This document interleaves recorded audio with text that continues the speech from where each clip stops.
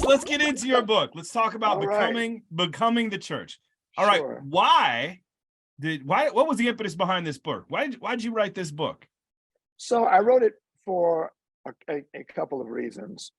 One is there are those who believe that they can get Jesus and not get the church. Mm-hmm. But you cannot get Jesus and leave the church out, because the church is what Jesus left to be his presence and instrument in the world, and it is what he is developing. So that's number one. The second reason is that there's been a lot of hurt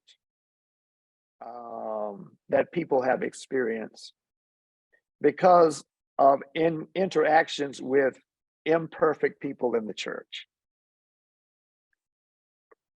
And some of that stems from, I make no excuses for the actions of those individuals, but I also realize that some of the expectation of the church is that it is a perfected product. Yeah. It is not a perfected product. It is an entity that is continuously in process of being and becoming. And that is shown in the book of Acts as we see this development of what would eventually turn the world upside down. But these were individuals who did not get fully what they had signed up for, what the Lord had intended.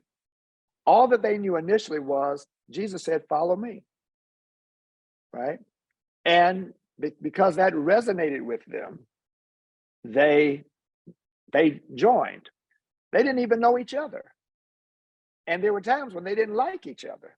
Their common bond was each of them were responding to the voice of Jesus.